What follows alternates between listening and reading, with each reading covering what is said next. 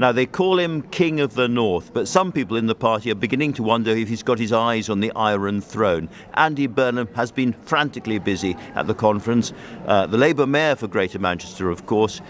He's joined me just before I came on air, and I started off by asking him what he thought about the mood of the conference and whether the party seemed really confident it would win the next election. It does. I would be very worried if I was the Tory party right now, because the mood of this conference is upbeat.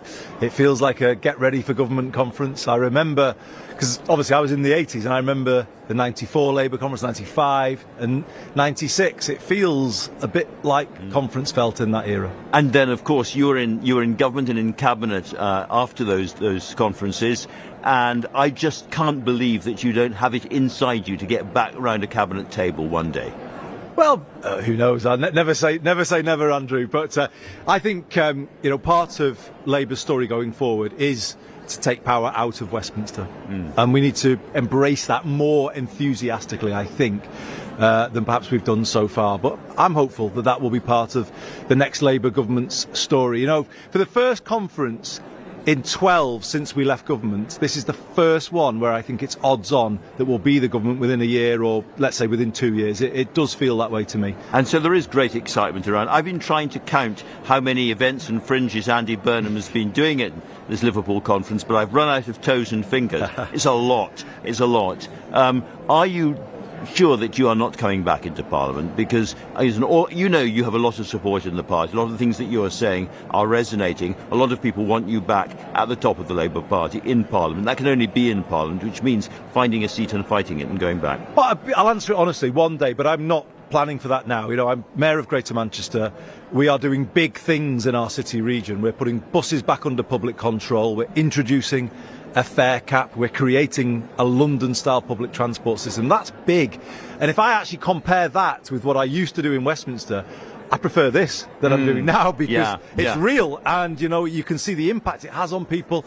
Westminster often was stuff that you pull a lever and you think something's going, doesn't quite, and it takes ages. So this job is energising, and I'm committed to it.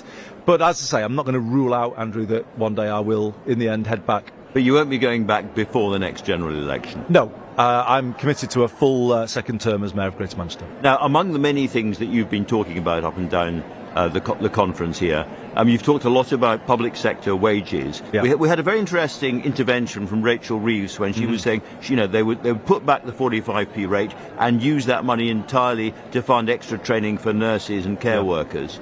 Do you see that as the big dividing line now? On either tax cuts or money for working people, because the latter is very, very expensive if you're actually going to help people beat inflation. Yeah, but it's the right way to frame it, as Rachel did. The risk to public services is severe right now, because obviously they're all under pressure anyway. But we have a situation where nurses, firefighters, care workers, the pay that they're being offered is nowhere near enough to keep their head above water. So how can they keep these services running for us over the coming period? And personally, I would prioritise pay rises over tax cuts. That is the issue that's right in front of us, and it needs a serious intervention. And I couldn't believe it, actually, that the budget on Friday made no mention of it. The budget, as you look at it now with the perspective we've got, was economically reckless, socially reckless, and I think even for the Tories, politically reckless. We've all been focusing, for obvious reasons, on the tax cuts, but perhaps more significant, longer term, is going to be this announcement that there will not be a public sector pay review or a public sector spending review. In other words, things will be capped at the current level, which means, in practice, cuts everywhere. That's what I mean. I think that's the scariest thing in many ways, because that's biting right now. And I'll give you a very tangible example of why it's a problem. So, in Greater Manchester, firefighters have had real terms cuts because of government cuts to fire grant for a number of years. That's even before the cost of living crisis, and they're being offered 2%. Who can blame them for threatening to go out on strike because they can't feed their families anymore? That's the position that they're in. But if the government forces them to do that, I have to spend public money bringing in alternative fire cover. So we're wasting public money in a different way. The only answer, honestly, there's only one answer here. Profession by profession, firefighters, nurses, the whole lot, the government should be sitting down and doing a one-year pay deal to help carry the country through, not a winter of discontent, a winter of real danger.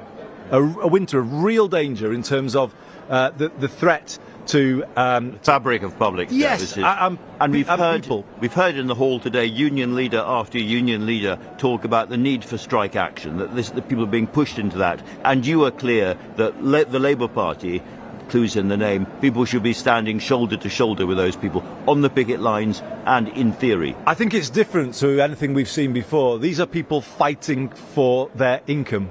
They're fighting to keep their head above water.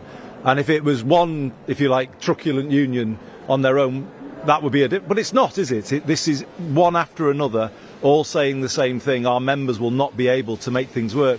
And if you take the example of firefighters, for which I am responsible, how can we ask people to go out and protect other people's homes if they're not secure in their own home environment? You can't ask people to do that. And I think this really shows the hollowness and the shallowness of modern politics. Politician after politician stood there and clapped these people 2 years ago. And that just now looks so superficial, doesn't it? Because the same people are now in dire straits. And I don't think Westminster is paying enough attention to this issue. The threat to public services over the coming winter because of the failure to do a sensible one-year cost of living pay settlement sector by sector. Would you like to see Keir Starmer, and he's clearly leading a united party at the moment, would you like to see him encourage people to go out onto those picket lines rather than try to stop them? I understand Keir's in a different position, and bear in mind, I want to say this clearly, I'm here, I support Keir. I think he can be the next Prime Minister within a very short order now. And he has got a different job to do than the job that I've got to do. But the call he should be making is on a resolution of this situation. And the resolution is sit down with the unions, agree a one-year deal. It might be part pay increase, part one-off payment to carry us through a very challenging year. That's what I would hope to hear from Keir. Let's get a solution. This is not about we want the conflict for the sake of it. The Tories want the conflict for the sake of it. We should be the party that's calling for a solution. Let me ask you about one other big policy area that people are talking about, which is voting reform or PR or whatever you call it. You are a big supporter of that. Yeah. The problem from your point of view is that if the Labour Party wins an overall majority under the current system, and the latest opinion poll suggests you might have an overall 56-seat majority under the first-past-the-post system, the motivation to then go through all the trauma and the difficulty of changing the voting system, all the controversy that involves, it's just, the motivation's not there, the wind's not at your back. You've won under first-past-the-post, you'll stick under first-past-the-post. That is what happened every single time this issue has come up before. And every time that's come up before, Labour's failed to take the long view. And the long view is, if you look back at the last century, so 1922 to 2022, how many of those years have we been in power? Two-thirds at least of that time, the Conservatives have been in power because the system works for them much better than it works for anybody else. And the thing about first past the post, when you combine it with the parliamentary whip system, it has the effect of concentrating power in a very small number of hands in the Whitehall system. I'd say no more than 50 to 100. Those people control the system, and we've all lived through... You're talking about people like the whips, the senior civil servants, the party managers. I am. Well, also, the civil... It empowers the executive, to be honest, over Parliament. And I think we've had a graphic demonstration this summer of how this doesn't work for the majority, because we've had a party in power having a leadership election where they were making promises to their donors and to their members to do certain things in power, and they've come through and they've done it. They've actually gone and done it. They've produced a budget for their own people, their own party, that is not in the interests of the country. And that, I think, more than anything, shows the case for change. Let me ask you about two things that come out of that. For instance, first is this rather unsettling report that a group of financial guys who supported the current Prime Minister then went and shorted the pound. In other words, were able to kind of make a short-term profit over what was happening. Do you think that the current system of money sitting alongside the parties at Westminster is corrupt? It gets close, doesn't it? It sails close to the wind. And this is where it gets very murky, because what was promised to whom in the leadership election, I don't know. But what I do know is the Westminster system leaves itself open to that. You know, I describe it this way, Andrew. If Westminster was a computer system, measures would have been taken by now to stop it being hacked. But I think you can hack our political system because of the concentration of too much power in too smaller space in too few hands. And I think it leaves us all open to vested interests manipulating that system and manipulating it in their interests rather than a system that works for all of the country. So I do say, if you had a proportional system to elect the Commons, that would transfer power, I think, to the Commons over the Executive, a Senate of the nations and regions to replace the Lords, and more devolution of power out of Parliament into the country, a plan to rewire Britain, redistribute power across Britain, make it flow differently, and that would be a country that would then work better for everybody everywhere. Andy, we've talked about abolishing the Lords and replacing it with this Senate before. Now, we don't really know what Keir Starmer's view is going to be on that, but there is the Commission being led by Gordon Brown, former Prime Minister, on all of this, and we're expecting that to report later in the year. How optimistic are you that Labour is going to, as it were, make a radical jump at that moment? Well, I really hope that the party does do that, and I'm encouraged by what I'm hearing about accepting the plan for a Senate of the nations and regions as Gordon is proposing. But I hope they take the whole package of a more federal Britain, where everywhere is more master of its own destiny. I think that would make us a country that functions better, that is more at ease with itself, you know, feels less done to. I just think it would be a sensible move that would be right for the times that we're in. And Gordon, I think, has done a terrific service for the party in the work that he's done. Andy Burnham, one final question.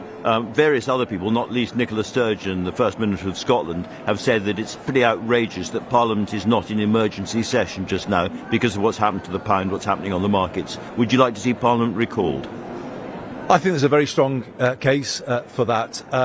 You know, here we are. We're still debating those issues, though, aren't we, at party conference? I think we'll have to watch what happens. But as I said before, the budget was certainly socially reckless.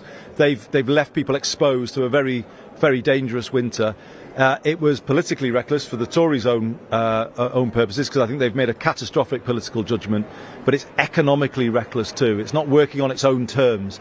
They've lost the confidence of the markets, and I think we are in very, very serious times right now, and nothing can be ruled out. And I don't think you could rule out Parliament having to come back together to make sense of the chaos that the Tories have inflicted on us. Well, I'm not going to take that as your injunction to head back south, Andrew, as soon as possible. But for now, Andy Burnham, Mayor of Greater Manchester, thanks for coming in and talking. Thank you, Andrew. Thank you.